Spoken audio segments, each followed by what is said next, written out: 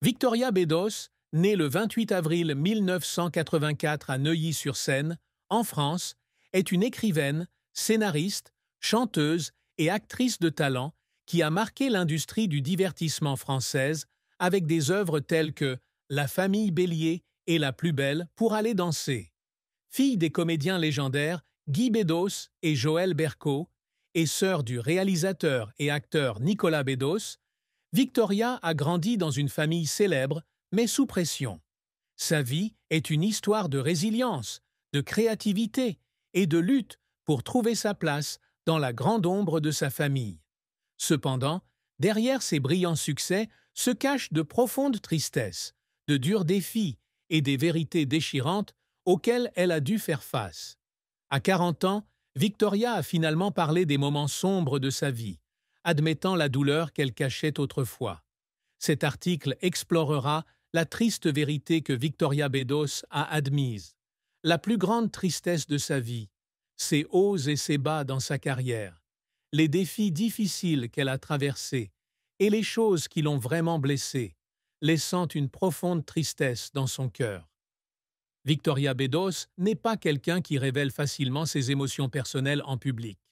Tout au long de sa carrière, elle a conservé l'image d'une femme forte, pleine d'humour et d'énergie, de son écriture acérée dans Téléciné-Obs et Glamour à son rôle de scénariste du film à succès La famille Bélier.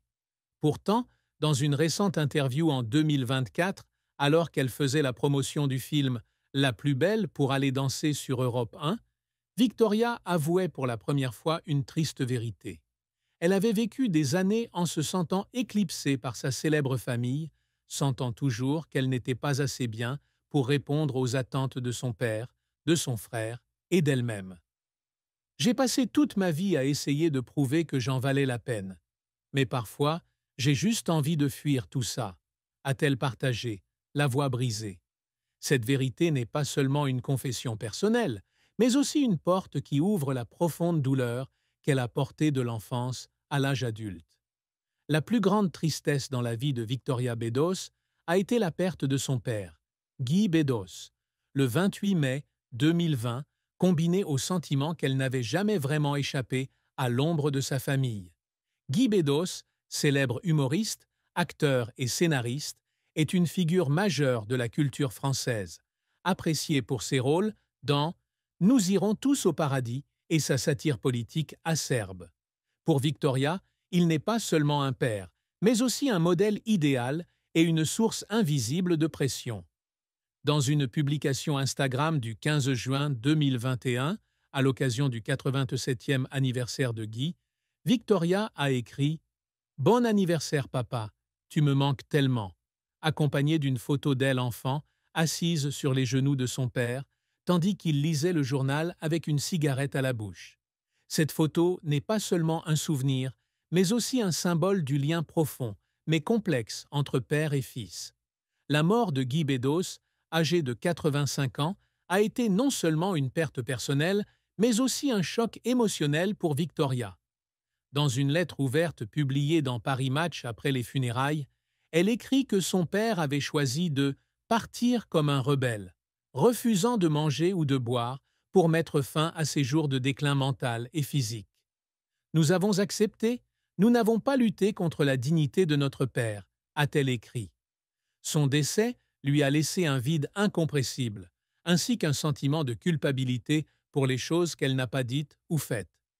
J'aurais aimé dire à mon père que je l'aimais plus, que j'étais fière d'être sa fille, a-t-elle partagé dans une interview accordée à Gala en 2023. Cette tristesse devint encore plus profonde lorsqu'elle réalisa que, malgré ses nombreux succès, elle avait toujours eu le sentiment de n'avoir jamais vraiment rendu son père fier, comme elle le souhaitait. Le sentiment d'être éclipsée par sa famille faisait partie intégrante du deuil de Victoria.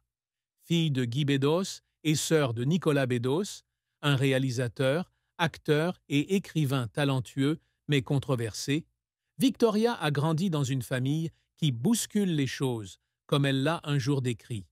Dans une interview accordée à Non-Stop People en 2021, elle a admis qu'être dans une famille aussi célèbre est à la fois un privilège et un fardeau.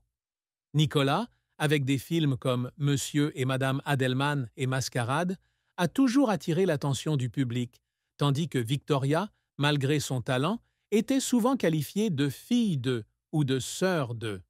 J'aime mon frère, mais parfois j'ai l'impression d'être juste une ombre à côté de lui, confiait-elle à Paris Match en 2023. Je dois me battre pour être vue telle que je suis. La carrière de Victoria Beddos a été un voyage inspirant, mais non sans défis et revers. Elle débute sa carrière comme journaliste, écrivant pour Téléciné-Obs, supplément du Nouvel Observateur, Les Inrecuptibles et le magazine féminin Glamour. À 23 ans, elle publie chez Plomb son premier livre, Le Déni, un ouvrage qui explore les mensonges de l'amour avec une voix acérée et honnête. Le livre a retenu l'attention, mais n'a pas eu de succès retentissant, ce qui lui a donné le sentiment d'avoir dû faire ses preuves dans un autre domaine. En 2007, elle se tourne vers l'écriture de scénarios, contribuant à la série Confidence sur Canal+, premier pas dans le monde du cinéma. Le plus grand succès de la carrière de Victoria est arrivé en 2014, lorsqu'elle a coécrit le scénario de La famille Bélier avec Stanislas Carré de Malberg. Le film, réalisé par Éric Lartigot, raconte l'histoire d'une jeune fille dont la famille est sourde mais qui rêve de devenir chanteuse.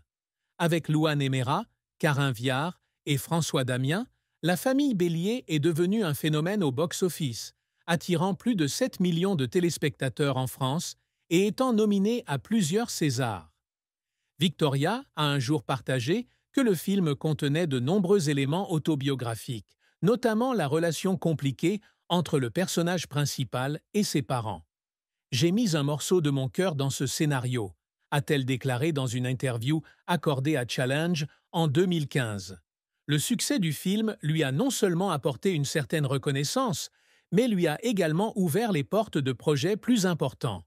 En 2015, Victoria continue d'affirmer son talent avec un rôle principal dans Vicky, une comédie réalisée par Denise Imbert, où elle incarne Victoire Bonhomme, une femme qui tente d'échapper à l'ombre de sa célèbre famille. Le film, avec Chantal Lobby et François Berléand, s'inspire de sa propre vie et du projet musical Vicky Banjo qu'elle a fondé avec Olivier Urvois de Klaus Maddock. Bien que n'ayant pas eu autant de succès que La famille Bélier, Vicky a montré la polyvalence de Victoria en tant qu'actrice, scénariste et chanteuse. Elle a également joué dans d'autres projets, comme Linda dans la mini-série Jim Queen, 12-13, et a été membre du jury du Festival du film britannique de Dinard 2016. Le prochain sommet de la carrière de Victoria fut le film La plus belle pour aller danser, sorti le 26 avril 2023, marquant ses débuts en tant que réalisatrice. Le film raconte le voyage d'une jeune fille de 14 ans à la recherche de l'amour et de l'identité, une histoire émouvante dans laquelle Victoria a mis à profit de nombreuses expériences personnelles. Réaliser est mon plus grand rêve, mais aussi mon plus grand défi, a-t-elle confié lors d'une interview accordée à Gala 2023. J'ai beaucoup pleuré pendant le tournage, non pas à cause de la pression, mais parce que j'avais l'impression de raconter ma propre histoire. Le film a été acclamé par la critique et est sorti sur Netflix en juillet 2024, consolidant le statut de Victoria en tant que cinéaste indépendante. Cependant, la carrière de Victoria n'a pas toujours été de tout repos. L'un de ses plus grands échecs fut lorsque Vicky ne parvint pas à atteindre les ventes escomptées, ce qui la fit se demander si elle était vraiment apte à devenir actrice. « Je pensais pouvoir tout faire, mais il y avait des jours où je me sentais complètement ratée », a-t-elle partagé dans une interview accordée à Sortir à Paris en 2016. De plus, ses comparaisons constantes avec son frère Nicolas, surtout après les controverses entourant ses films, lui faisaient ressentir une pression indue. Un autre échec fut celui du projet musical Vicky Banjo, malgré son enthousiasme, qui ne put être maintenu longtemps en raison du manque de soutien financier et d'intérêt du public.